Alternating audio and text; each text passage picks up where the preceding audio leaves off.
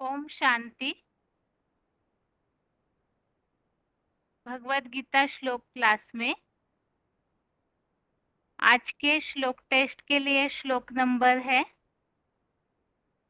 11वें अध्याय का पहला और दूसरा श्लोक। अध्याय 11 का श्लोक नंबर 1, 2 और 8वें अध्याय का 26, अध्याय 8 का श्लोक नंबर 26। और श्लोक टेस्ट के लिए पहला प्रश्न है,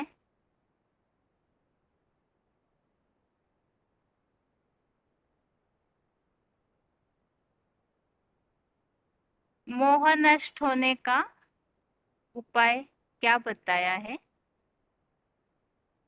मनुष्यों के अंदर जो मोह जाल लगा हुआ है तो उसके निवारण का उपाय भगवत गीता में क्या बताया है?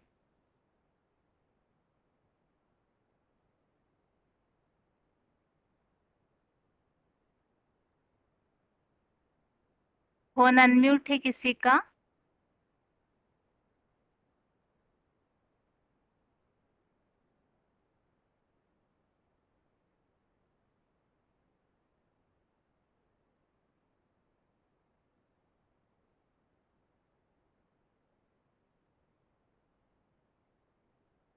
फोन अनम्यूट है किसी का?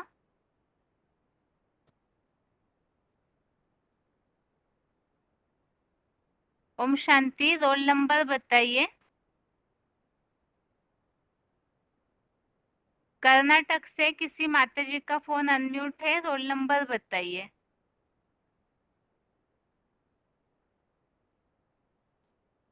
Hello hello. ओम शांति। रोल नंबर 1244 वेंजी हुबली। हाँ जी, हाँ जी। एलियन अध्याय का 1 श्लोक वेंजी। हाँ अर्जुन माता जी बताइए। अनुग्रहाय परम भूय आत्मा आज्ञात्म संज्ञितम यत्व युक्तम वचनस्तेन मोहयम विगतो मम। आप दयादीन में मेरे ऊपर दया करके जो आध्यात्मिक नाम का परम श्रेष्ठ रहस्य कहा है, उसे मेरा यह देह के संबंधियों को मोह दूर हो जाएगा। ज्ञान नहीं है, मोह अंधकार गई, अज्ञानी है, मोह नष्ट हो जाएगा, मोह के अंदर में डूब रहा है। पूरा गीता ज्ञान सुनता है तब बोलता है यत्व युक्तम वचन स्थित है। मैं वचन को पूरा करूंगा, ज्ञान बुद्धि में नहीं है। अज्ञान है, अज्ञानी होने के कारण अज्ञा के होने के कारण मोह में फंसी हुआ है। पहले अपना देह का मोह, देह की संबंधियों का मोह में पदार्थियों का मोह बना रहा है। हर आत्मा नंबरवार अर्जुन का पार्ट बजा रहे हैं। ठीक है माता जी। माता जी एक बार रोल नंबर फिर बताइए ना। आवाज कट हो गया फिर से। 2244 बेंजी। ठीक है माता जी। हाँ, ओम ओम शांति। शांति। ओम शांति। हाँ हाँ, ठीक। अभी अगला प्रश्न है, शुक्ल गति और कृष्ण गति अर्थात क्या? शुक्ल गति या शुक्ल पक्ष और कृष्ण पक्ष, कृष्ण गति, इसमें क्या अंतर है? फोन अनम्यूट है। हेलो। ओम शांति। ओम शांति देवी। 26,224 मधुबन। मुरैना। हाँ जी। हाँ हाँ। शुक्ल पक्ष माना सतयुग त्रेता युग दिन, और कृष्ण पक्ष माना द्वापर कलयुग, वो है रात। शुक्ल पक्ष में बाबा बोलते हैं कि शुक्ल पक्ष में सब आत्मिक स्थिति में रहते हैं और कोई भक्ति मार्ग नहीं होता वहां पे, और कृष्ण पक्ष में भक्ति मार्ग होता है और जिसमें मूर्ति पूजा होती है, ऐसे बाबा ने बताया है। श्लोक है 8 का 26। इसमें बाबा बोलते हैं शुक्ल पक्ष में नरक में नहीं जाते, 2500 तक सुख में ही रहते हैं, और जो कृष्ण पक्ष है उसमें हिंसक मार्ग में जाते हैं, नरक की दुनिया में लौटते हैं, माना आत्मिक स्थिति में नहीं रहते। और जो विकारी दुनिया शुरू हो जाती है, काम क्रोध लोभ मोह अहंकार, वो हो गई कृष्ण पक्ष। और शुक्ल इसी पक्ष में के लिए आत्मिक। और शब्द क्या आए हुए हैं? पहले जो श्लोक पढ़े उसमें हमने देखा है शुक्ल पक्ष और कृष्ण पक्ष के लिए और क्या शब्द आए हुए हैं? शुक्ल पक्ष के लिए आया है, शुक्ल पक्ष के लिए तो आया है उत्तरायण मार्ग, और कृष्ण पक्ष के लिए आया है दक्षिणायन मार्ग। और और यहाँ ज्ञान के हिसाब से बाबा क्या नाम देते हैं इन बातों को? बाबा बाबा सूर्यवंश और चंद्रवंश। नहीं माता जी, ब्रह्मा का दिन और ब्रह्मा की रात। हाँ, ब्रह्मा का दिन और ब्रह्मा की रात। ठीक है माता जी। ओम शांति। ओम शांति।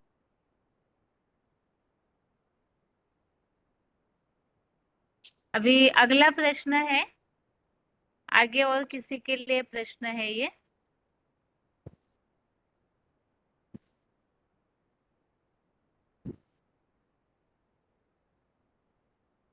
अध्यात्म ज्ञान अर्थात क्या? अध्यात्म ज्ञान अर्थात क्या और उसकी विशेषता क्या है? फोन अनम्यूट है किसी का?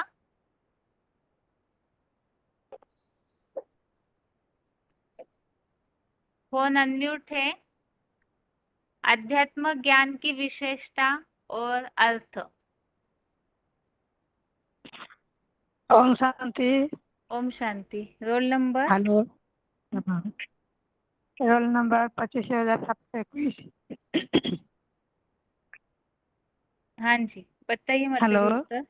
हाँ। हाँ जी। हाँ, जो आध्यात्म को माना, आध्या माना अंदर, आत्मिक माना आत्मा। जो आत्मा शरीर के अंदर में आत्मा रहते हैं ना, जो आध्यात्म को माना शरीर के अंदर आत्मा है, उसको आध्यात्मिक कहा जाता है। जो बाबा बताते हैं आत्मा तो शरीर अंदर के रहते हैं। जो बाबा आध्यात्मिक पाठ वो कोई भी नहीं पढ़ा ना सकते हैं। बाबा वहाँ आकर आध्यात्मिक को ज्ञान देते, जो गीता ज्ञान आधार से आध्यात्मिक को ज्ञान देते। ठीक ठीक है है ना? माता जी। इस ज्ञान को कैसे हाँ। समझना चाहिए जो हमें अच्छी तरह से समझ में आए? इस ज्ञान को समझने का तरीका क्या है जो ज्ञान हमें अच्छी तरह से समझ में आए? कोई श्लोक में इस बात का उत्तर दिया है? हाँ, बताइए। ये जो श्लोक बताए बाबा, जो हम्म, आज का श्लोक है 11 अध्याय का, हम्म, 11 अध्याय का पहला श्लोक। तो इसमें बताया जो आप अम, जो आपने मेरे ऊपर दया, इसमें नहीं है तो आध्यात्म के अंदर को दीदी वही श्लोक है। नहीं माता जी, और कोई श्लोक में भी इसका उत्तर मिल सकता है। और कोई श्लोक में तो याद में नहीं है दीदी। ठीक है माता जी। ओम शांति। हाँ। आगे और किसी का फोन अनम्यूट है, इस प्रश्न का उत्तर बताइए। आध्यात्मिक ज्ञान को कैसे समझना चाहिए, क्या कैसे समझ सकते हैं? जिसमें कोई भी प्रकार का संशय ना आए। ओम शांति। रोल नंबर बताइए। कौन सा मेरे दिल? हाँ जी, रोल 17 नंबर। 083। हाँ जी,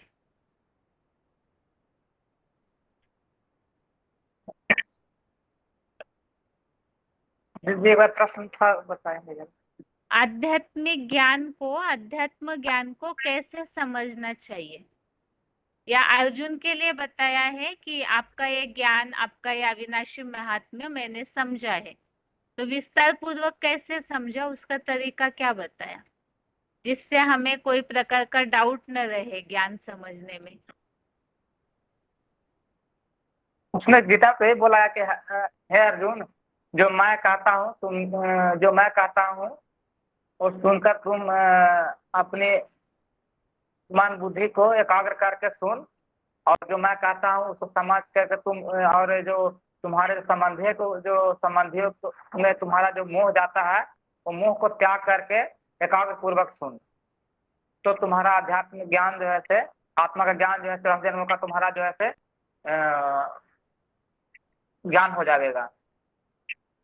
ठीक है, उत्तर वैसे सही नहीं है, लेकिन आप जो 11वें अध्याय में जो पॉइंट समझे हमने, कोई भी एक पॉइंट बताइए। ठीक है।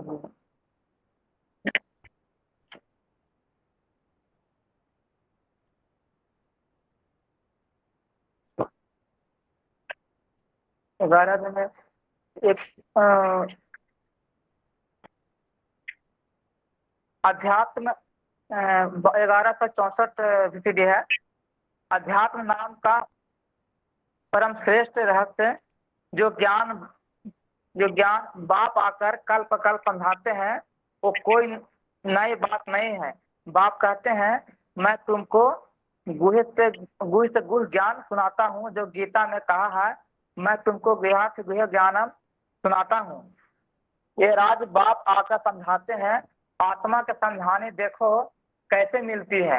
इतनी छोटी सी आत्मा, उसमें इतना 84 जन्मों का पाठ भरा हुआ है, और ऐसा अविनाशी पाठ भरा हुआ है जो कब विनाश नहीं होता है। इतना इतना गुह्यतम ज्ञान है, इसको वंडर ही कहेंगे, और क्या कहें। ये पाठ का विनाश नहीं होता, इसलिए अविनाशी कहा जाता है। पाठ भी अविनाशी और आत्मा भी अविनाशी है। ठीक है, आप दूसरा श्लोक एक बार देखिए, आपका फोन चालू रहेगा अगर आपको उत्तर मिलता है इस बात का, अध्यात्म ज्ञान कैसे समझना चाहिए। आप देखते रहिए, तब तक और किसी का फोन अनम्यूट होगा। आगे और किसी का फोन अनम्यूट है? 11वें श्लोक में से कोई भी एक पॉइंट बताइए।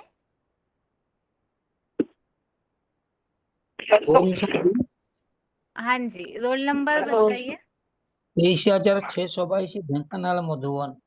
हाँ जी, 11 अध्याय का पहला नंबर का जो भीषण पॉइंट, वार्तालाप पॉइंट है, 1534 में कहा गया, अध्यात्म ज्ञान से देह के संबंधियों का मोह दूर हो जाता है। भगवान का है ये अध्यात्म ज्ञान। दुनिया में भौतिक ज्ञान, जो कि 5 भूतों का ज्ञान। ईश्वर तो भूतों की दुनिया से निकलकर हमें आत्मा बनाने में आए हैं। हम कौन है, इसकी सच्ची पढ़ाई है। हम 5 तत्वों का पुतला नहीं है, हम देह नहीं है। हम 5 तत्वों से परे जो आत्मा है, अनेक जन्म लेते लेते हम 5 तत्वों के वश में आ गए।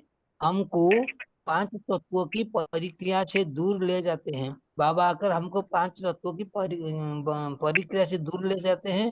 पहला पाठ है ज्योतिर्बिंदु आत्मा की पढ़ाई, आकर पढ़ाते हैं। शरीर रूपी राज्यों को कंट्रोल करने वाले हैं आत्मा। यह अध्यात्म ज्ञान के लिए आत्मा पर कंसंट्रेशन करना पड़ता है। ठीक है, आपको इस प्रश्न का उत्तर पता है, आध्यात्मिक ज्ञान को कैसे समझना चाहिए? हाँ जी, आध्यात्मिक ज्ञान को हम कैसे विस्तार जो पूर्वक समझ आत्मा के सकते हैं? संबंध, आध्यात्म ज्ञान ये आत्मा संबंधी ज्ञान है। जो भूत संबंधी ज्ञान जो बोला है कि वैज्ञानिक लोगों बाह्य मनुष्य तो गीता में आया है गुह्यात गुह्यतर ज्ञान। आध्यात्म ज्ञान जो गुह्य जो आत्मा के अंदर छोटी सी आत्मा है, आत्मा के अंदर जो 84 जन्मों के पाठ भरा हुआ है, इस ज्ञान को जानना ही आध्यात्म ज्ञान है। आध्यात्म ज्ञान को जानने से हम मोहग्रस्त नहीं होंगे। आध्यात्म ज्ञान हमको फ्री ये मोह से दूर कर देता है। और आत्मा के ज्ञान को आध्यात्म ज्ञान कहा जाता है। इसलिए आज अध्याय का तीसरे नंबर में एक श्लोक आया है, अक्षरम ब्रह्म परम शुभम आध्यात्म उच्यते। आत्मा की बात क्षर रहित अनंत अमोघ वीर शिव बाबा परम ब्रह्म है। आत्मा रेकड़ में अपना भाव को प्राणी भाव मानसिक उत्पत्ति करने वाला विश्व सेवा तो तन मन धन आदि का त्याग को कर्म कहा जाता है। लेकिन आध्यात्म आत्मा के अंदर की बात है, अपना भाव, आत्मा का अपना भाव को आध्यात्म कहा जाता है। ठीक है, ओम शांति। ओम हाँ शांति। जी बताओ मैं। हाँ जी, अध्यात्म ज्ञान का मतलब बाबा बताएं कि जो आत्मा का अंदर का जो ज्ञान है 10 जन्मों का, उसको अगर जान जाए तो उसका ही अध्यात्म ज्ञान कहेंगे। ऐसे तुम वैज्ञानिक लोग शरीर का अंदर का ज्ञान बताते हैं, वो तो भौतिक ज्ञान हो गया। लेकिन आत्मा का जो 84 जन्म का जो पाठ है डिक्लेयर हो जाए 100%, उसको ही कहेंगे आध्यात्म ज्ञान। देखिए प्रश्न इस हिसाब से है, अगर ज्ञान सुन रहे आप, मुरली आपने सुनी और आपको मुरली की कुछ बातें क्लियर नहीं हुई, तो आप क्या करेंगे? उससे पुरुषार्थ रुक जाता है प्रश्न ना। उत्तर हाँ, तो इसके लिए ही श्लोक में क्या बात आई है? प्रश्न उत्तर करके समाधान कर लेंगे। ठीक है, ओम शांति। ओम अभी आगे और किसी का फोन अनम्यूट है पहले से ही, रोल नंबर बताइए। हेलो हाँ जी, रोल हेलो नंबर। 13,000 हाँ माता जी, माता जी आप पॉइंट अगर नोट किए हैं तो कोई भी एक पॉइंट बताइए। हाँ जी किए हैं। अभी जो 2 पॉइंट हो चुके हैं उसके अलावा कोई पॉइंट बताइए। अच्छा ठीक। एक दुनिया ज्ञान चंद्रमा वाली आत्मा अंधेरे में आती आती है, कहते हैं कृष्ण पक्ष। और अंधेरे में जाती नहीं, उजाले तो शुक्ल पक्ष ज्ञान की रोशनी में आते हैं। ठीक है, श्लोक बताइए माता जी।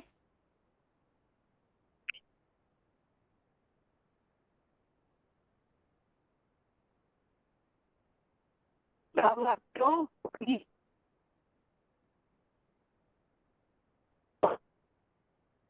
हेलो। लो हाँ माता जी, श्लोक बताइए। हाँ जी, दूसरा 11वें का दूसरा। हाँ कोई भी हेलो बताइए, कोई भी एक श्लोक बताइए माता जी। अच्छा जी। भावा ही का नाम श्रुत विस्तारशो मया तत्व कमल पत्राक्ष महातत्वम अपि च अवयम। हाँ जी ठीक है माता जी। हेलो हाँ ठीक है माता जी, ओम ओम शांति। आगे और किसी का फोन अनम्यूट है? हेलो ओम शांति, रोल नंबर। 7851। माता जी प्रश्न ये है, शुक्ल गति और कृष्ण गति, हाँ जी, इन दोनों को फॉलो करने वालों को क्या प्राप्ति होती है? बोल। शुक्ल शुक्ल गति गति में जाने वाले और कृष्ण गति में जाने वाले दोनों को फॉलो करते हैं, तो दोनों में क्या सेम प्राप्ति होती है या अलग अलग प्राप्ति होती है? अलग अलग प्राप्ति होती है दीदी। शुक्ल गति 2500 वर्ष शुक्ल गति और 2500 वर्ष कृष्ण गति। तो जो शुक्ल गति वो सर्ग माने सत्य युग में जाते हैं और कृष्ण गति धीरे धीरे नीचे उतरते उतरते नरक में लौट जाते हैं। ठीक है माताजी, श्लोक बताइए। श्लोक है 8 अध्याय का 26। शुक्लो कृष्णे गति ही एते जगत शाश्वते मते एकया याति अनावृत्तिं अन्यया आवर्तते पुनः। पूरा व्याख्या पढ़ो दीदी। हाँ जी, हाँ जी। 2500 प्लस 2500 वर्षीय जगत की शुक्ल और कृष्ण ये दोनों गतियां शूटिंग में भी और चतुर्युगी में भी निश्चय ही शाश्वत मान्य है। एक से सीधे 2500 वर्ष नरक में नहीं आते और दूसरी कृष्ण गति से पुनः इन्हीं हिंसक विधर्मियों के नरक में भी लौटते हैं। ठीक है माताजी। ओम शांति। अभी अगला प्रश्न है, जो पॉइंट बाकी है वो पॉइंट पूरे कीजिए, लेकिन पॉइंट रिपीट न हो ताकि समय बचे। फोन अनम्यूट है किसी का?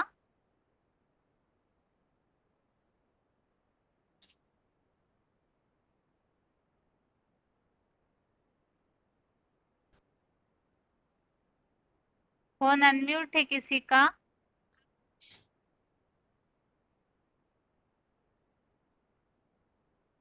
फोन अनम्यूट है हेलो किसी का?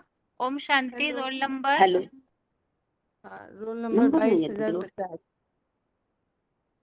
हाँ हेलो जी मत, एक मिनट रोहतक के माता जी आप रुकिए। हाँ माता जी आप बताइए 22,050। हाँ, कृष्ण गति और शुक्ल गति बताना है। कोई भी एक पॉइंट बताइए माता जी जो बाकी है पॉइंट। अच्छा, इसमें बताया बाबा ने कि जो ये कृष्ण गति होती है वो दक्षिणायन गति होती है 25,000 वर्ष की। तो उसमें जो भी जाते हैं वो वापस मतलब वो विधर्मी दुनिया में ही मतलब दुख की दुनिया में ही आते हैं, सुख की दुनिया में नहीं आते हैं। और जो ये कृष्ण गति होती है कृष्ण पक्ष में वो सूर्यवंशी होते हैं। तो वो हमेशा मतलब 21 जन्म तक अम, सुख में ही रहते हैं। वो मतलब दुख में नहीं आते हैं। 21 जन्म के बाद फिर वो आते हैं।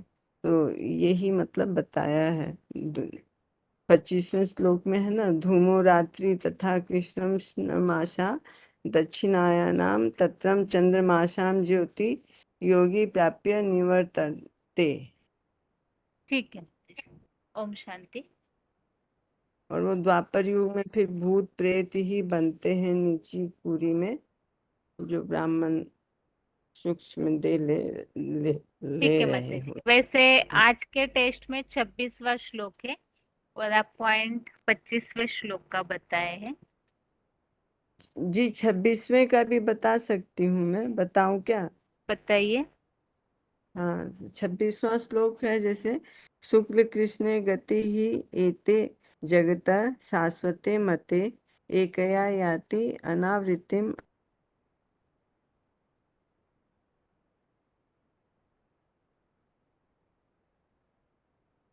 की हेलो। और हाँ, शुक्ल पक्ष की और कृष्ण पक्ष की ए, तो ये जो है ये एक निश्चय शाश्वत मान्य है। मतलब 2500 वर्ष में जो जाते हैं वो पुनः फिर इस नरक में नहीं लौटते हैं। हिंसक विधर्मीय नरक में नहीं लौटते हैं। ठीक है माता जी। ओम शांति। ओम शांति। आगे रोहतक के माता जी का फोन अनम्यूट है। माता जी रोल नंबर बताइए। रोल नंबर नहीं है दीदी। अच्छा ठीक है माता जी। पॉइंट बताइए माता जी हाँ कोई जी भी है। दीदी। ठीक है दीदी। जैसे कि ये 26 में मैं पूछा है ना कि शुक्ल पक्ष और कृष्ण पक्ष, ये बाबा ने पॉइंट में बोला है दीदी कि ड्रामा के अनुसार भक्ति से ज्ञान सूर्य होता है और उजाला होता है तो शुक्ल पक्ष होता है, और जब अंधेरा हो जाता है रात तो कृष्ण पक्ष आ जाता है, और ज्ञान एक से आता है, शिव बाबा से ही आता है ज्ञान। सतयुग में कोई भक्ति नहीं करता, सतयुग में तो सिर्फ आत्मा आत्मा होती है ना, तो आत्मा तो ज्योति बिंदु है, तो उनकी भक्ति हम कैसे करेंगे, ये तो स्मृति की बात है ना। तो बाबा कहते हैं ब्रह्मा तो चंद्रमा अंधेरे में रहता है, वो तो कृष्ण पक्ष कहा जाता है उसे तो, और रोशनी शुक्ल पक्ष का नाम रखते हैं। जैसे नाम के आधार पे भी जैसे रख देते हैं ना, कृष्ण रख देते हैं, ऐसे नाम भी रखते हैं नहीं, ब्रह्मा इस तरह नाम रखते हैं, कहते हैं कि नाम भी रखे जाते हैं इसके नामों पे। कोई भी ब्राह्मण हो तो कितना भी मर्तबा हो, वो जब भटकते ही रहते हैं, मतलब शुक्ल पक्ष में तो उनको विष्णु गति मिलती है, और इसमें कृष्ण पक्ष में तो वो भटकते ही रहते हैं, जैसे भूत प्रेत बनते हैं और भटकते रहते हैं, उनको ज्ञान पूरा नहीं मिल पाता ना। ठीक है मैम। उत्तरायण में उठते हैं तो शुक्ल पक्ष होता है, और दक्षिणायन मार्ग होता है तो वो कृष्ण पक्ष होता है। ठीक है। ओम शांति। ओम शांति दीदी।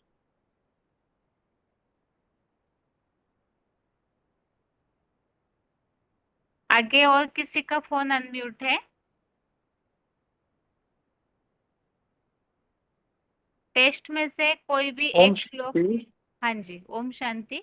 ओम शांति। हाँ जी। हाँ, वो एक पॉइंट बाबा ने बोला है ना वीसीडी में कि शुक्ल पक्ष मतलब जो दुनिया वाले जो दुनियावी ब्राह्मण है ना, वो कहते हैं कि हम कहाँ कौन से ब्राह्मण है, शुक्ला शुक्ला ब्राह्मण है। शुक्ला मतलब सफेद गोरे, ये पॉइंट बाबा ने वीसीडी में एक बताया था। हेलो। हाँ जी, रोल नंबर बताइए। 15904। दोनों में से कोई भी एक श्लोक हेलो। बताइए 11वें अध्याय का। 11 में था ना।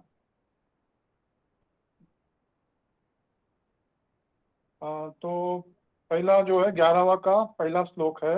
अर्जुन वाच मदनुग्रह परम गुह्यम अध्यात्म संजितम यत्त्वात् उक्ता वच तेना मोहम अयम विगतो मम। मतलब आप दयानिधन ने मेरे ऊपर दया करके जो आध्यात्मिक नाम का परम श्रेष्ठ रहस्य कहा है, उसमें मेरा ये देह का संबंधों का मोह दूर हो गया है। हेलो। हाँ जी, ठीक है। ओम शांति। ओम शांति। अभी अगला प्रश्न है, अर्जुन को भगवान से किन किन बातों का ज्ञान मिलता है? दोनों श्लोकों में कुछ ऐसी बातें बताई है जिसमें ये बात बताई है, जो भी पुरुषार्थी अर्जुन है उनको भगवान से किस किस बात की जानकारी या ज्ञान मिलता है। फोन अनम्यूट है किसी का? हेलो जी। ओम शांति। ओम शिवाय नमः।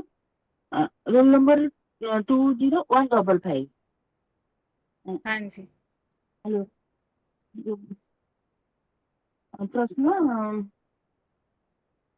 11वें एक बार अध्याय के दोनों श्लोकों में किस किस बात का ज्ञान या जानकारी मिलती है ऐसे बताया है।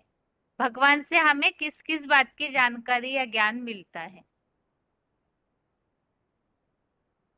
प्रथम 11 का प्रथम श्लोक में बताया क्या है कि मैं तो आध्यात्मिक ज्ञान जो परम श्रेष्ठ ज्ञान होता है, ये ज्ञान द्वारा मेरा मोह दूर हो जाता है। देहभान का संबंधी जो देह के पदार्थ देह के संबंधी संपर्क से मेरा मोह दूर हो जाता है।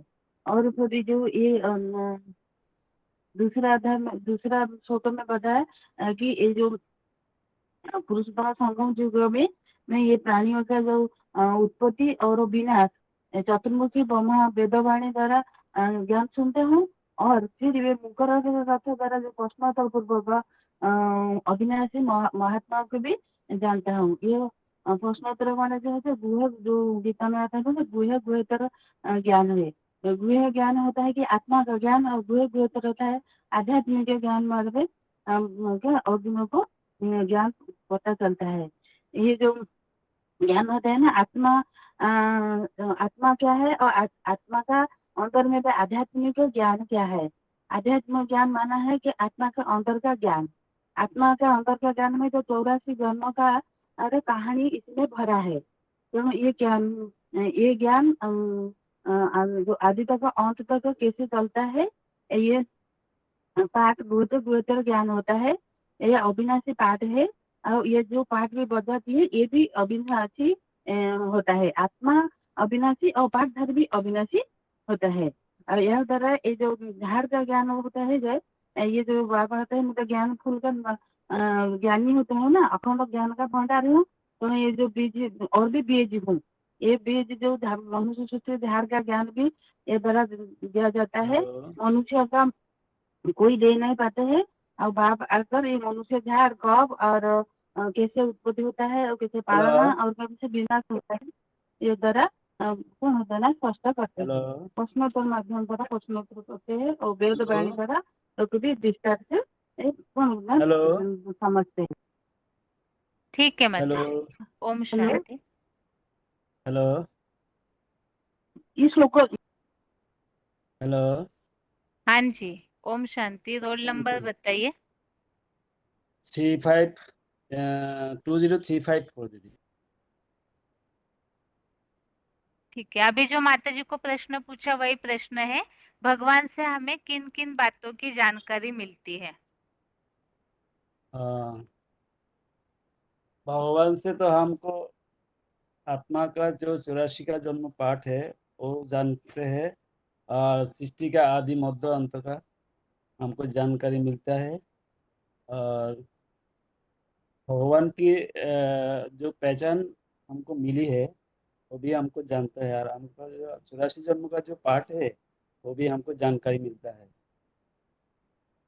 ठीक है, दूसरे नंबर का श्लोक बताइए। भव पयो हि भूतानां श्रुतः विस्तरश मया तद्वत्स कमलपत्रक्ष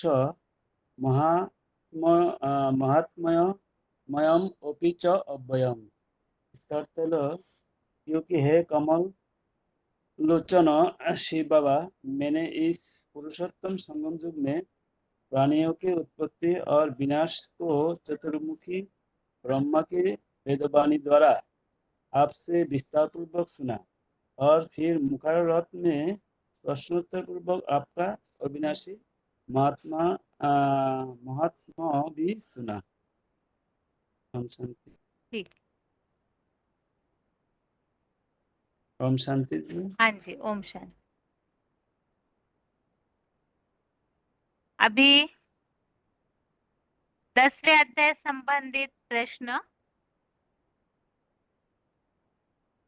यदि और कोई वैसे हाथ बहुत सारे उठे हुए हैं उसी में से अनम्यूट किया जाएगा।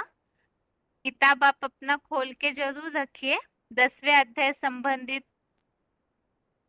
देख करके उत्तर दे सकते हैं, बाकी बस समय ज्यादा नहीं जाना चाहिए। वैसे पढ़ करके तो रखा होगा ही, फिर भी जैसे ढूंढने में समय जाता है ऐसे न हो। और एक साथ 3 फोन अनम्यूट किए जाएंगे।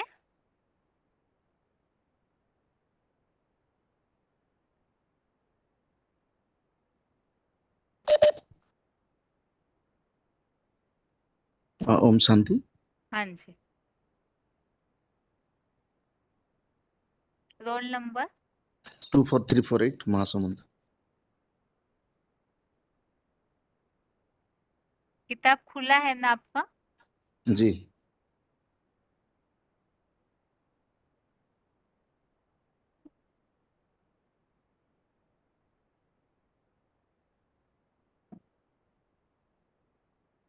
फोन अनम्यूट है? ओम शांति। ओम शांति।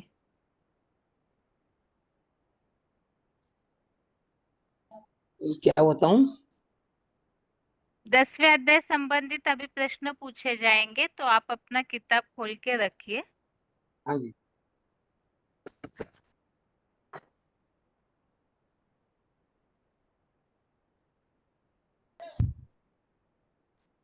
हेलो। ओम शांति। ओम शांति 4783 बालेश्वर।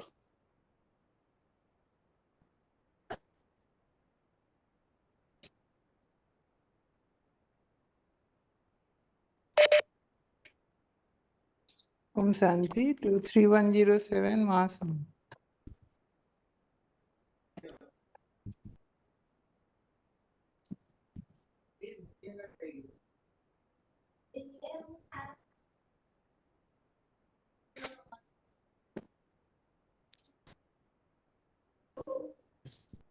और एक फोन अनम्यूट है सतना से। हेलो।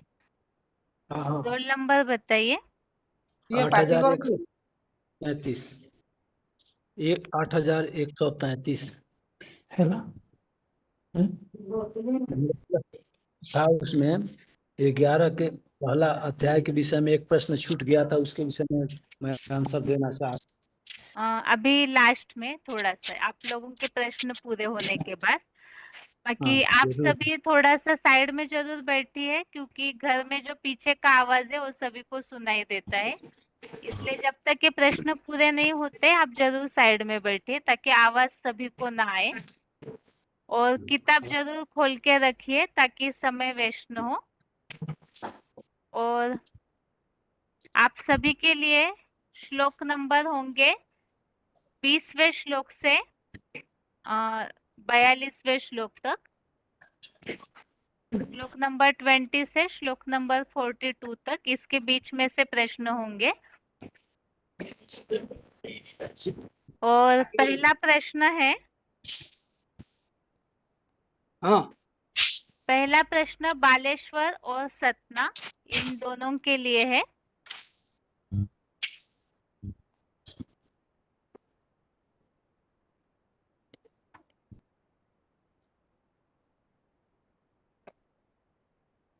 गंधर्वों में कौन सी विभूति प्रसिद्ध है? उसका हेलो। नाम क्या बताया है? गंधर्वों में गंधर्व में चित्ररथ। ठीक है। हेलो। हाँ जी हाँ जी। अभी गंधर्व में चित्ररथ सिद्धांत प्रभु। हाँ बोलिए। ठीक है। 1026। अभी सतना हाँ जी। काल गणना, काल गणना के लिए किसका नाम बताया हुआ है? इस संबंधित श्लोक में आया हुआ उल्लेख बताइए।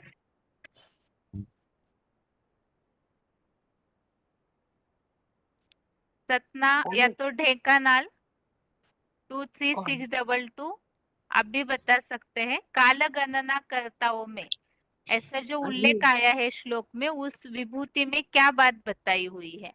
काल कलयतम अस्मि, बोला है काल कलयतम अस्मि, मैंने कालों को गणना करने वाला मैं हूँ। हाँ, इसमें और क्या नाम बताया है काल गणना कर्ताओं में? धर्मराज का नाम बताया है। नहीं, धर्मराष्ट्र दंड देने वाला है। जमराज, काल कलयतस्मि में जमराज वाला नाम उल्लेख आया है। आप किस श्लोक में से देखें? श्लोक नंबर बताइए। प्रहलाद तस्मि दैत्यानां काल कलयतम अहं मृगाणां च मृगेंद्र अहं वैनतेय च पक्षिणाम्।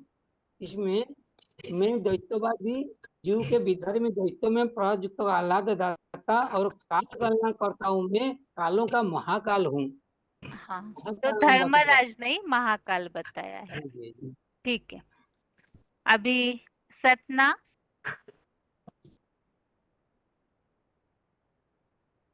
महाकाल महर्षियों में किनका नाम बताया हुआ है? महर्षियों में सतना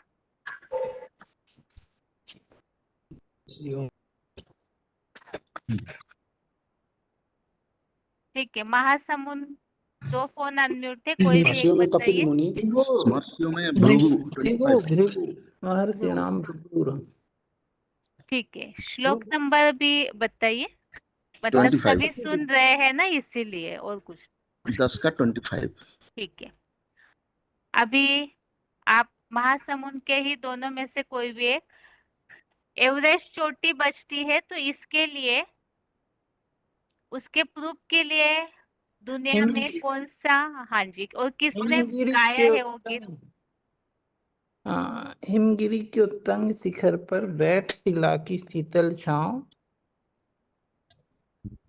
एक पुरुष हाँ, जयशंकर प्रसाद कामायनी में लिखा हुआ है। एक पुरोहित बैठ भीगे नैनों से देख रहा था प्रवल प्रवाह।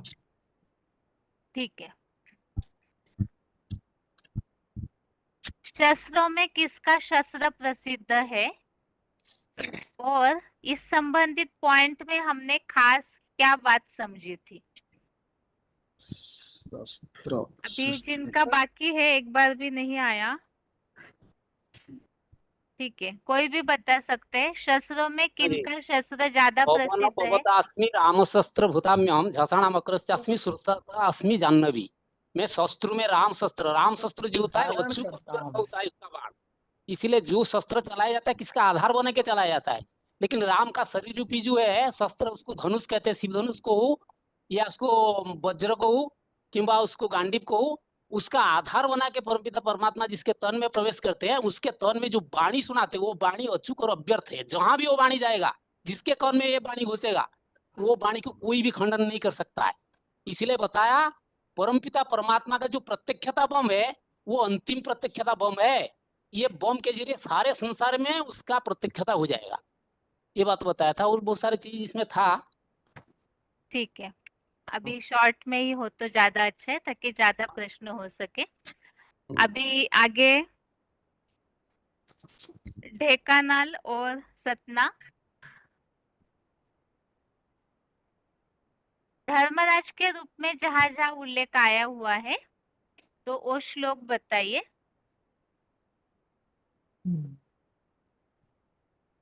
धर्मराज के रूप में जहां जहां उल्लेख आया हुआ है वो श्लोक, और उस संबंधित हमने क्या बात समझी थी वो भी बताना है। धर्मराज युधिष्ठिर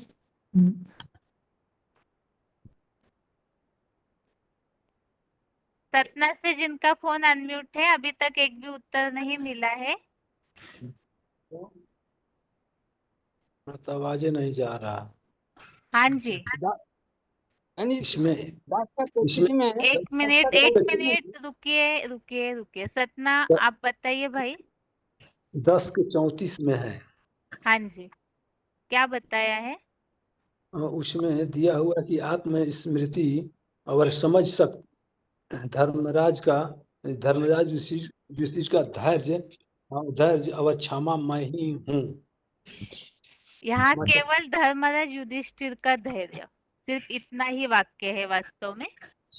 धर्मराज ठीक है, बाकी यहाँ ये तो गुण के हिसाब से बताया, लेकिन धर्मराज का जो कार्य है उस संबंधित जहाँ जहाँ उल्लेख आया है वो बातें और उस संबंधित जो पॉइंट समझा था वो बताना है। ठीक है, और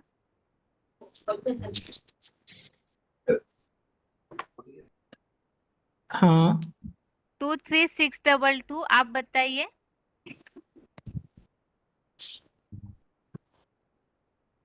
बताता हूँ।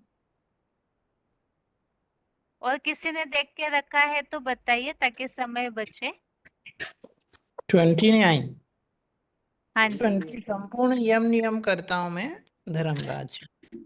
उसमें क्या पॉइंट समझा था हमने? मतलब धारणाओं का राजा युधिष्ठिर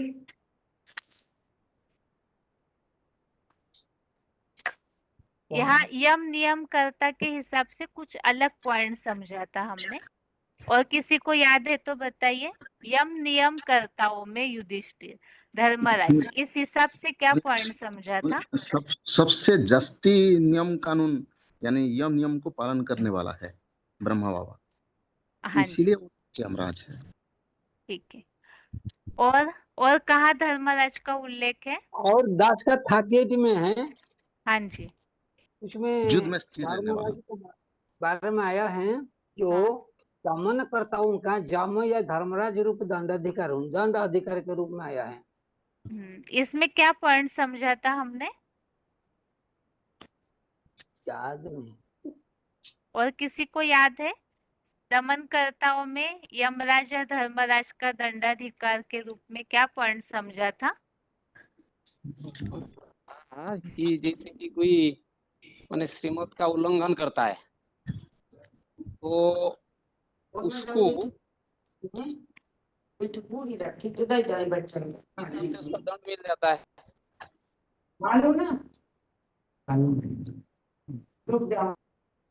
दमन कर्ता का धर्मराज ये correct है, याद नहीं आ रहा है।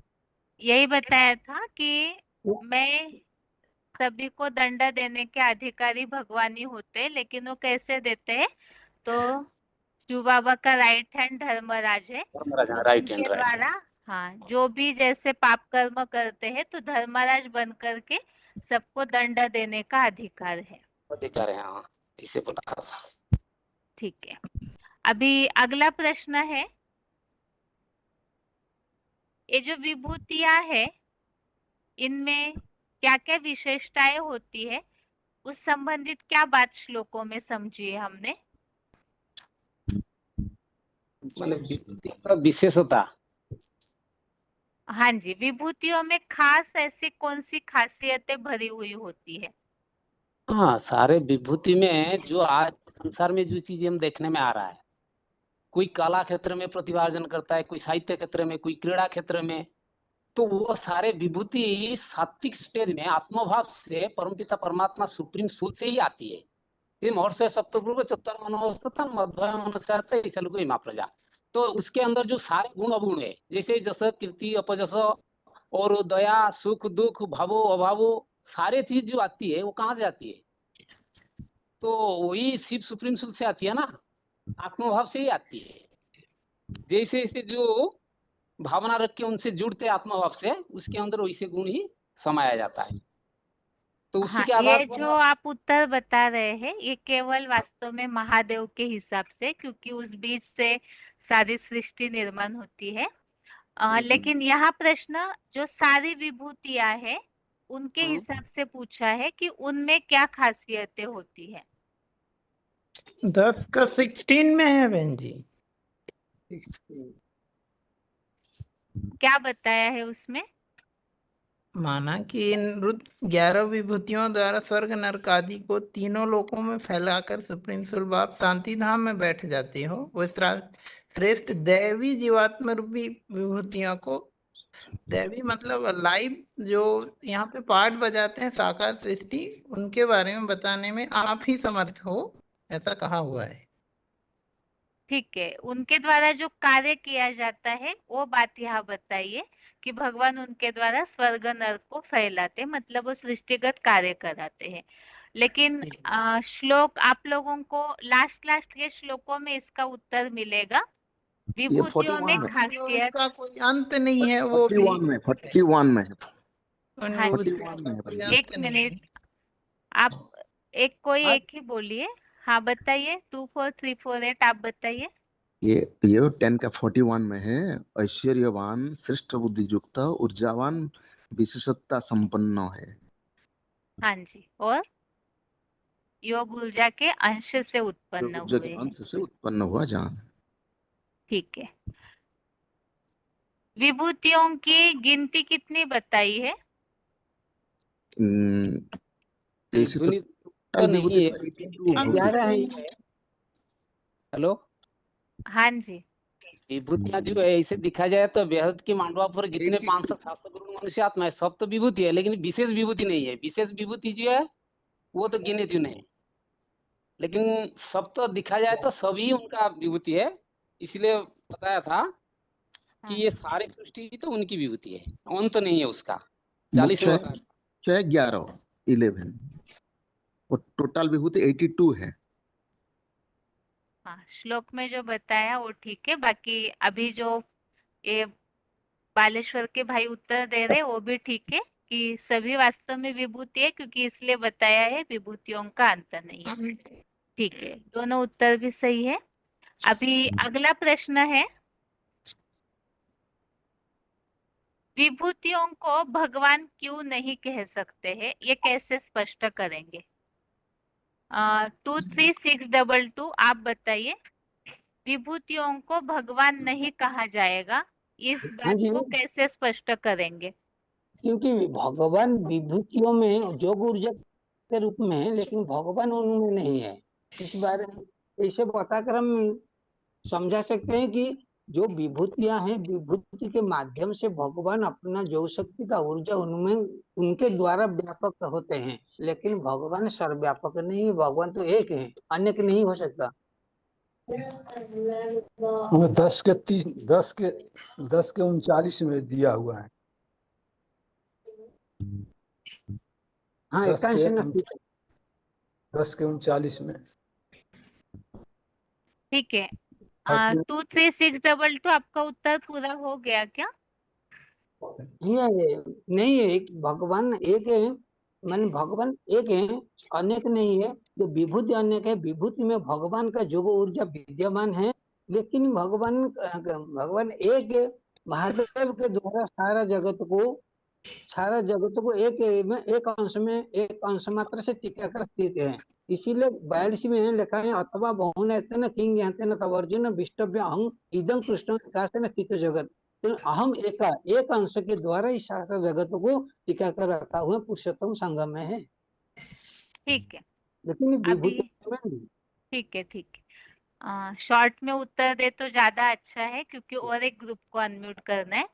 अभी और एक प्रश्न है, आप सभी को एक के बाद एक बताना है इस प्रश्न का उत्तर। 10वें अध्याय में किस किस टॉपिक पर हमने बातें समझी है? हेलो, हाँ जी, बताइए। दसम में पहले हेलो, हाँ जी। हाँ, विभूति का योग शक्ति के कथन, उसको जानने का क्या फल व प्राप्ति होगा, और दूसरा फल और प्रभाव सहित जो भक्ति युग का कथन माने किए बात रखे, उसको जानने का फायदा। और तीसरा भगवान को स्तुति और विभूति को जानने के लिए अर्जुन की निवेदन या प्रार्थना। चौथा जो है आपका विभूति और युग शक्ति को विस्तार रूप से जानने की भगवान से जो निवेदन किया था, भगवान ने उसको बताए। ठीक है। अभी आगे जो उत्तर देंगे, ये जो हेडिंग दिए हुए हैं अध्याय में, उसके अलावा बताइए। जैसे कि हम पढ़ते पढ़ते हमें एक आइडिया आ जाती है कि 10वें अध्याय में किन किन विषयों पर चर्चा हुई है, तो उस आधार से बताइए 10वें अध्याय में खास किन किन बातों को बताया है। महासमुंद, आप दोनों में से कोई एक बताइए।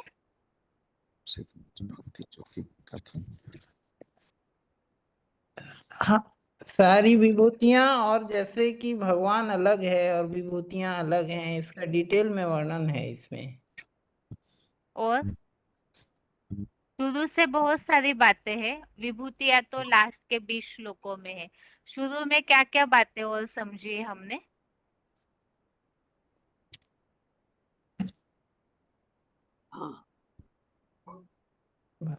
और सतना के भाई आप बताइए।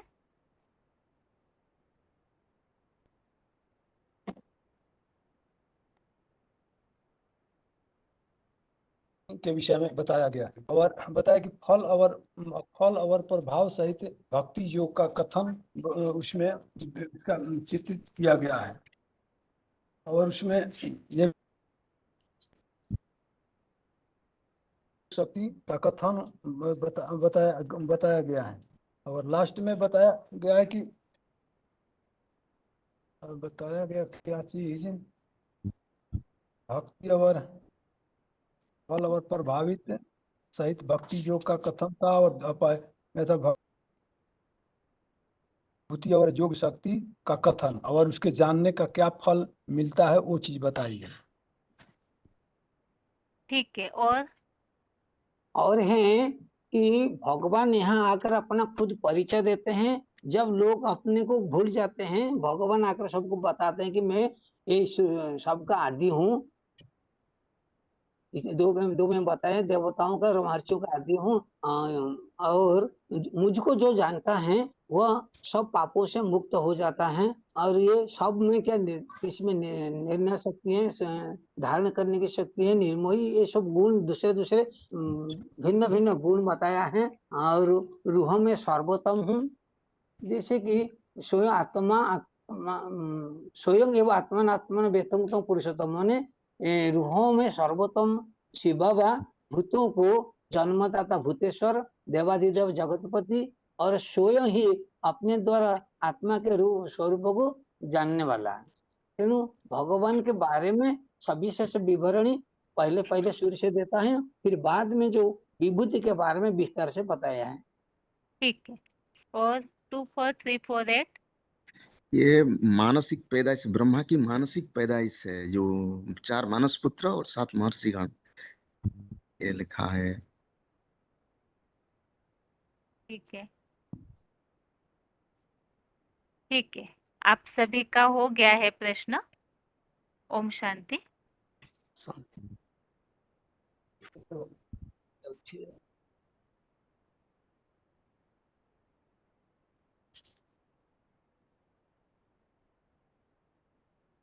अभी आगे और फोन अनम्यूट किए जा रहे हैं, लेकिन आप जरूर ध्यान दीजिए, आप साइड में बैठिए। अगर आपका पीछे का आवाज आ रहा है तो फिर आपका फोन म्यूट किया जाएगा, इसीलिए आवाज ना आए किसी का भी पीछे। फोन अनम्यूट है किसी का? रोल नंबर बताइए। फोन शांति। अनम्यूट है। हाँ जी। 19289। आपका इसके पहले आपने कभी जो हुआ है क्या इस ग्रुप में?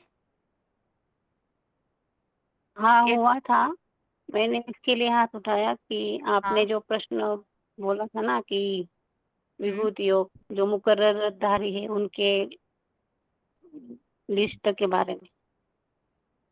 हाँ, लिस्ट मतलब आप टोटल विभूतियां बताएंगे?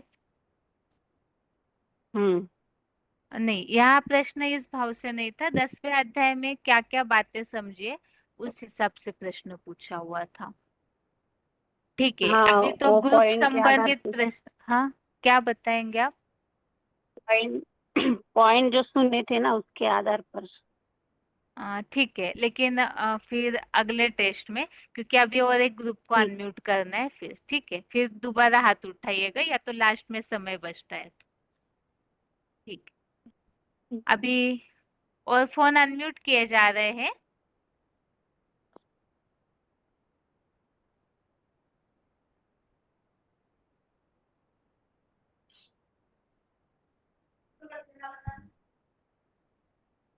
फोन अनम्यूट है। रोल नंबर बताइए।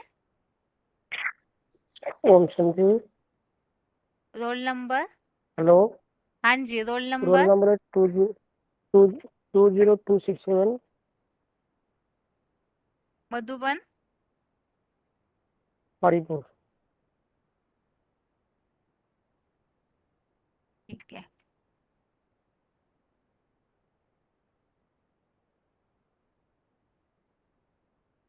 हेलो। हाँ जी, 1 मिनट लाइन में रहिए।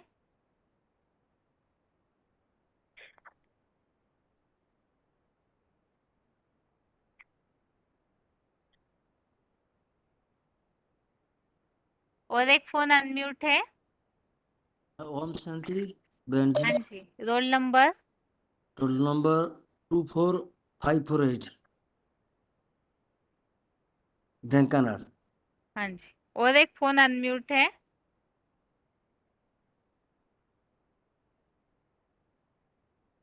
फोन अनम्यूट है और एक।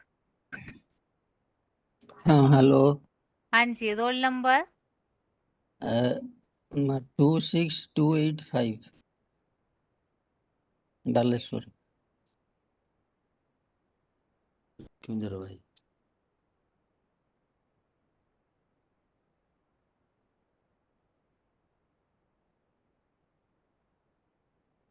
हेलो। 1 मिनट लाइन में रहिए, और फोन अनम्यूट किए जा रहे। और एक फोन अनम्यूट है। ओम शांति। हाँ जी।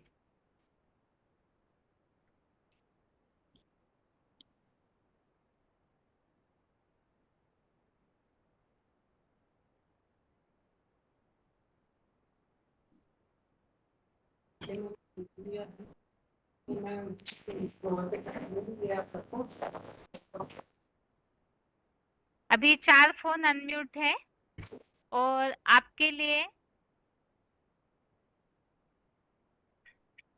श्लोक नंबर यही है 20 से 40 तक। किताब खुला है ना सभी का? हाँ जी। हाँ। ठीक है, अभी प्रश्न है ये।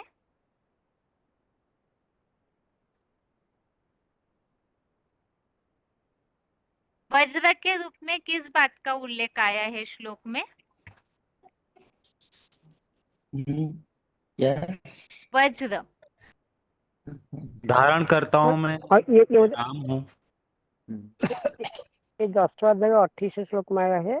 वज्र के लिए जो मैं आयुध है, मैं अक्री पुरुषार्थी वज्र हूँ। 10वां अध्याय 28 श्लोक। हाँ जी, इसके बारे में क्या बात समझी थी हमने? मैं पॉइंट नहीं सुना मैंने। अच्छा, और कोई बता सकते हैं? हाँ आयुधों जी, में वज्र हुई, इसमें क्या बात समझी थी हमने? हाँ हाँ हाँ जी, मैं बताता हूँ। आयुध आयुध में जो अटूट पुरुषार्थ है वज्र। वज्र यहाँ पर ये हमारा शरीर को बताता है, समझाता है। जब माने शरीर जितना समर्थ होगा, उस शरीर में आत्मा उतना सक्रिय होकर ज्ञान को बुद्धि में माने रख सकेगा। इसलिए जो वज्र रूपी शरीर जब गाया हुआ है, हमारा हमारा इंद्र जो वज्र प्रयोग किया था ना, इंद्र ने, वो था दधीचि ऋषि का वज्र। माने दधीचि का शरीर अस्थि को लेकर जो वज्र तैयार हुआ था, वो वज्र कोई से सब असुरों को निपात किया था। तो हमारा ये तो ज्ञान मार्ग में हम सब चलते हैं, तो ज्ञान उस शरीर में, शरीर को आत्मा में स्थिर हो रहेगा, बुद्धि स्थिर होगा। आपका नेटवर्क बहुत ही कट हो रहा है, जिस जब कारण हमारा समझ में शरीर नहीं आ रहा है। माने लचीला होगा, शरीर कोई क्या करूं, क्या करेंगे मैं बताता बहन जी? हूँ। थोड़ा सा हेलो, आप खिड़की के पास, दरवाजे के पास ऐसे खड़े रहिए जो नेटवर्क आए आपके फोन में। आगे हाँ हाँ हाँ, मैं अभी बताता अगला हूँ जी। प्रश्न है। अच्छा ठीक है। हाँ, अगला प्रश्न ये है कि विभूतियों को विस्तार से जानने से क्या प्रयोजन है? ऐसे भगवान ने अर्जुन को क्यों बोला है?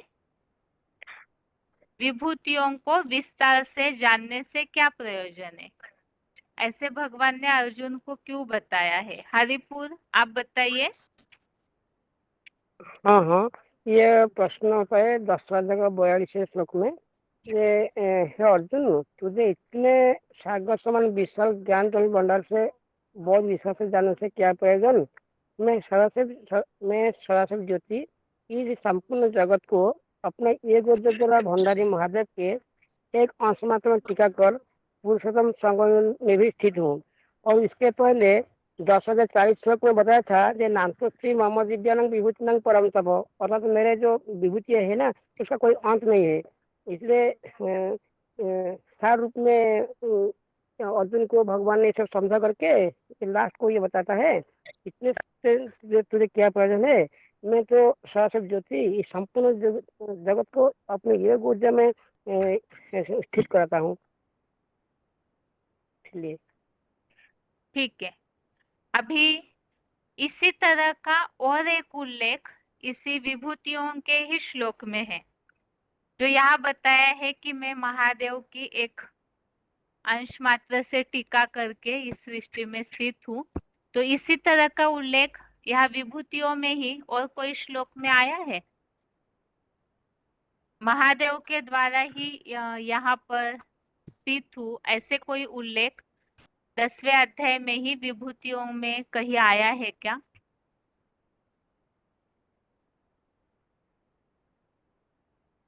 नहीं, मेरे को याद नहीं आता नहीं, है। आप नहीं, और कोई बता सकते हैं? सूरत या तो ढेकानाल, आप दोनों में से कोई बताइए। ना 41 में है जो 41 विभूति 42 हो गया, इसके अलावा। और इसके अलावा हाँ जैसे जी। 10वें अध्याय के दूसरे में महादेव द्वारा आदिकालीन आदिश्वर मैं हूँ। 20 से 39 में है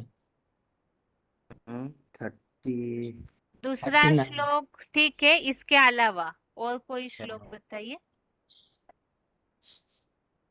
10वें हाँ अध्याय का 10वां 81 में श्लोक। है जतपि सर्वभूतानि वियतम अर्जुन न ततश्चन जसत श्लोक नहीं भीतर पढ़िए, बहुत समय जाता है, अभी हाँ 5 मिनट है। वो बोला ना 84 लाख जो ने जो प्राणी मात्रक है वो कुछ अनादि पिता रूप बीज है।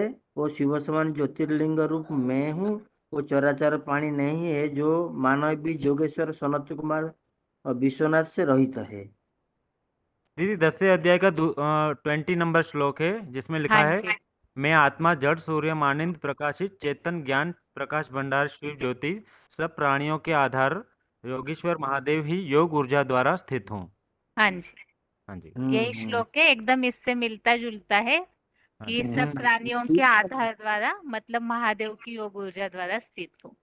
ठीक है। 20 में अब ये महादेव की योग ऊर्जा के लिए और कहाँ उल्लेख आया हुआ है? महादेव की योग ऊर्जा से ही ये सारा कार्य चलता है। तो मैं इसके लिए बताता और हूँ। कहाँ उल्लेख आया है, वो श्लोक बताइए। हाँ श्लोक नंबर 39 में है दीदी। हाँ जी। और हाँ श्लोक 39 में है। वहाँ पर बोला है कि दुनिया के ऐसी कोई चीज नहीं जो बीज रूप तेरे पर लागू न हो मुरली। जैसे बिजली की पावर जड़ यंत्रों की चलाती है वैसे ही जोगीश्वर के जोगों की पावर पुरुषोत्तम संगम युगों की मानसिक शूटिंग में प्राप्त नंबरवार पुरुषार्थ अनुसार प्राणियों की जड़ देह रूप यंत्रों को चलाती है। ठीक है। और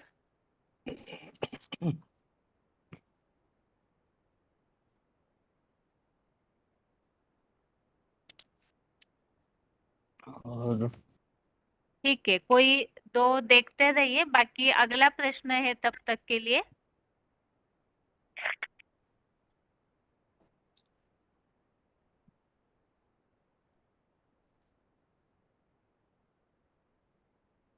इंद्रदेव के लिए दूसरा नाम क्या आया हुआ है श्लोक में? जल देवता। महेंद्र आया हुआ है। इंद्रदेव के लिए महेंद्र आया हुआ है। और इंद्रदेव। अच्छा, देखने उसी श्लोक पड़ेगा। में और अच्छे से बताया हुआ है, और इंद्रदेव किस हिसाब से बताया है वो भी बताइए। अच्छा अच्छा पॉइंट जो हमने सुना था, अगर याद है तो पॉइंट के अनुसार बताइए, इंद्रदेव हमने किस हिसाब से समझा था। और किसी को उत्तर याद है तो बताइए, समय जा रहा है नहीं तो। समझ आ रहा है तो वासव दीदी हाँ जी, इंद्र वासव। को हाँ वासव इंद्रदेव जो है वासव है, ठीक है। और हाँ इंद्रदेव किस हिसाब से बताया है यहाँ पर श्लोक में? ज्ञान वर्षा करने वाले हिसाब से बताया है। किसके इंद्रदेव लिए बताया हुआ है ये? इंद्रदेव तो बाबा के लिए बता है, ये महादेव के लिए बताया है। हाँ ठीक है। अभी सृष्टिगत कार्य के हिसाब से, सृष्टि का आदि मध्य अंत, इस हिसाब से कहाँ उल्लेख आया हुआ है वो श्लोक बताइए। एक तो 32 में है आदि मध्य अंत का ज्ञान, और और है 20 में है और 20 20 में है हाँ। और 34 में है कि क्या देखते हैं। नहीं, ये 10वां जगह 20, 32 और 34 में ये बात आया है। 34 में भी 20, है। 32 और 34 में 10वें अध्याय के 34 में आया है, जैसे कि 8 में भी है उद्गम हूँ, और 4 श्लोक है। ठीक है। 20, 32, 34 में जो आया है ना, बीस में आया है कि मैं आदि अंत और मैं सारा प्राणियों का आदि मध्य और अंत में ही हूँ। और 32वें श्लोक में आया है ये जैसे भी आदि कि सगल राजवंश से मध्यम तवे हम अर्जुन। और 34 में आया है मृत्यु सर्वस्व उद्भवस्थ भविष्यतम, मतलब मैं सारा संसार का लोप करता प्रलय करता महामूर्ति हूँ और निकट भविष्य तक जल जंगम रूप में पैदा होने वाली उद्गम हूँ। और ये बताया है 20, 32 और 34 में। ठीक है, ये जो बताया है ना मरुत, उनकी संख्या कितनी बताई है मरुतों की? 49 49, ठीक है। और वसु कितने हैं? 8 वसु है। ठीक है।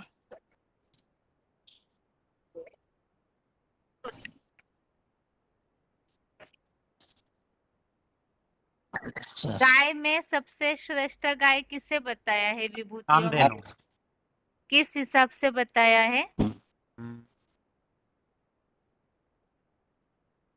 ये 10वां श्लोक में आया है जगदम्बा गाय को में बताया। कामना पूर्ति करी धन रूपक श्वेतकाली कामधेनु गाय हूँ।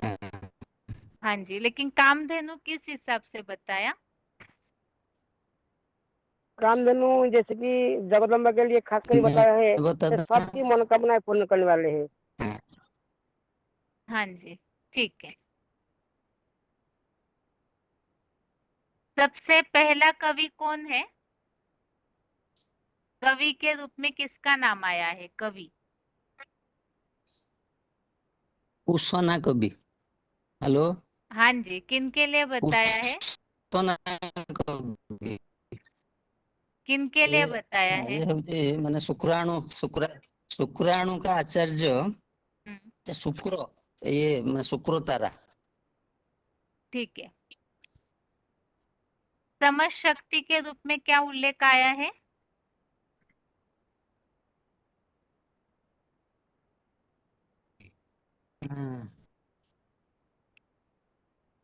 शक्ति है, ठीक ठीक।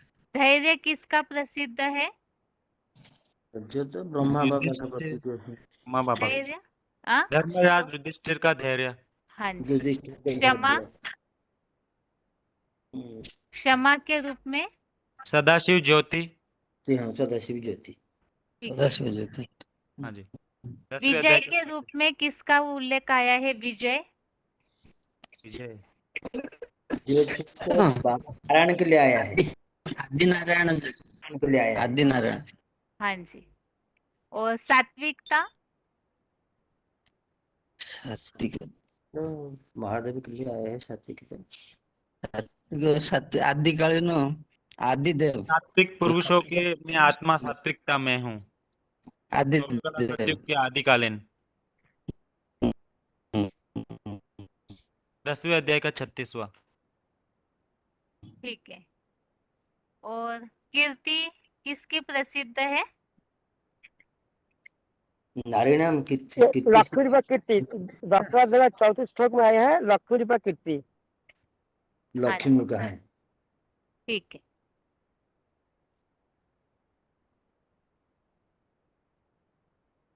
हेलो, ये जो पूछा था ना जो साम शक्ति, ये 10वां 34 श्लोक में आया है आत्मस्मृति शिवनेत्र के रूप में साम शक्ति। हाँ जी, जहाँ भी बुद्धि की बात आती है तो वो तुरंत ही समझ सबसे ज्यादा महादेव के रूप में ही प्रसिद्ध है क्योंकि शिव उनमें प्रवेश। ठीक है। और मौन?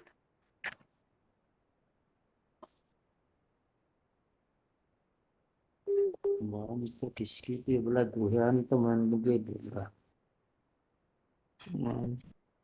गोपियों का स्वाभिमान रक्षक मौन। गोपियों का स्वाभिमान रक्षक मौन हूँ। 10वां 38 श्लोक। ठीक है। आप लोगों को एक एक करके बताइए 5-5 विभूतियां जो याद है। कोई भी विभूतियां बताइए जो याद है। पहले 2, 4, 5, 4, 8 आप बताइए। अच्छा, मैं बताता हूँ। तो मैं ज्योतिमान पदार्थ में रवि हूँ और आदित्य में विष्णु हूँ, चंद्रमा नक्षत्र में चंद्रमा हूँ और वेदों में साम वेद हूँ, रुद्र में शंकर हूँ, और शिखर में पर्व एवरेस्ट चोटी हूँ, पुरोध में बृहस्पति हूँ। ठीक है, ठीक है। आगे 26। हाँ जी। जे मैं छड़ियों का जुआ हूँ, विवस्वत जैसे तेजस्वियों का ज्ञान सूर्य तेज हूँ, सदा विजयी आदित्य नारायण की जय हूँ, विश्व नवनिर्माणार्थ दृढ़ निश्चयी आदिकालीन सात्विक गुरु पुरुषों में सात्विकता हूँ, ज्ञान वर्षा करता किंतु धारण करता नहीं, ऐसे वृष्णिवंशी यूरोपवासी जादव में ज्ञान धनदाता शिव का पुत्र वासुदेव महादेव हूँ। ठीक है। 5 हो गए। आगे सूरत। हाँ जी। नक्षत्रों में मैं चंद्रमा हूँ, सरोवरों में सागर हूँ, शिखरों में एवरेस्ट चोटी हूँ, आदित्यों में विष्णु हूँ, और महर्षियों में भृगु हूँ, वाणियों में एकाक्षर ओम हूँ। ठीक है। हाँ और जी। जो बाकी है वो बताइए। हाँ, ये होता है हमारा आयुध में अतुल पुरुषार्थी वज्र हूँ, और गाय में कामना पूर्ति करी कामधेनु गाय हूँ, और सर्प में वासुकी नाग हूँ, और ये जो प्रहलाद में दैत्य आनंददाता प्रहलाद हूँ, और काल गणना करते में महाकाल हूँ, ठीक है। और आप सब पशुपतियों में सिंह, और पक्षियों में मयूर। ठीक है। प्रश्न हो गए आपके। ओम शांति। ओम शांति।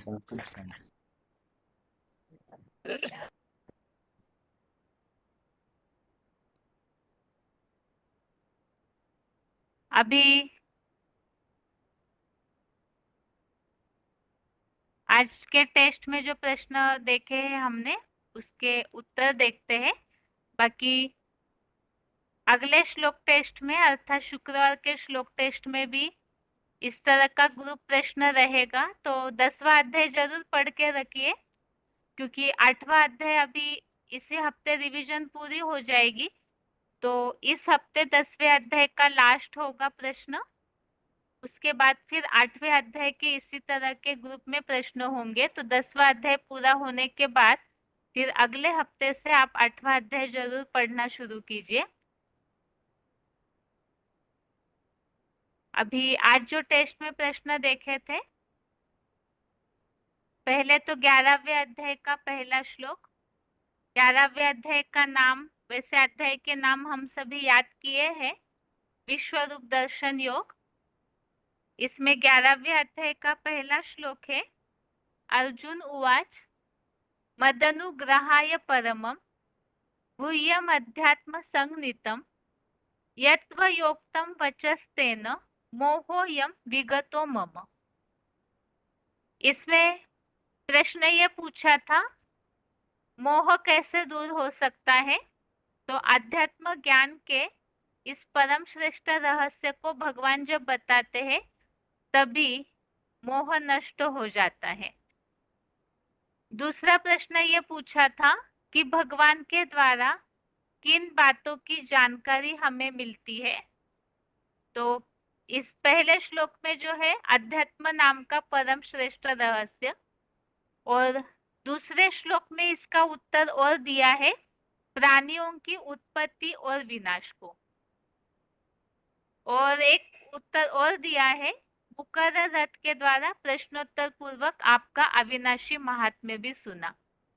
तो भगवान का जो महात्म्य है, अविनाशी महात्म्य, उसकी जानकारी भी भगवान से मिलती है। आध्यात्मिक नाम का परम श्रेष्ठ रहस्य अर्थात आत्मज्ञान, परमात्म ज्ञान, क्योंकि अविनाशी महात्म्य बताया, और तीसरा सृष्टिगत ज्ञान अर्थात प्राणियों की उत्पत्ति और विनाश को विस्तार पूर्वक सुना। तो 3 बातों का ज्ञान मिलता है, आध्यात्म अर्थात आत्मज्ञान, भगवान का अविनाशी महात्म्य, तो ये परमात्मा ज्ञान, और सृष्टि का ज्ञान अर्थात प्राणियों की उत्पत्ति और विनाश का विस्तार पूर्वक रहस्य।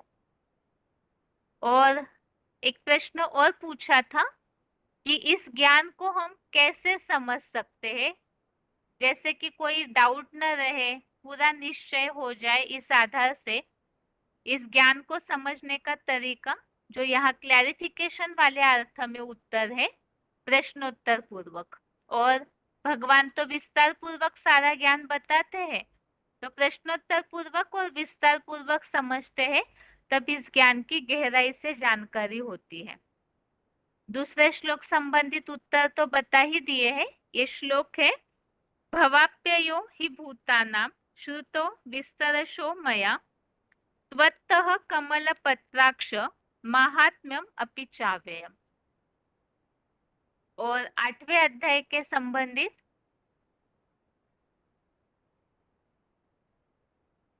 8वें अध्याय का 26वां श्लोक है, श्लोक नंबर 26।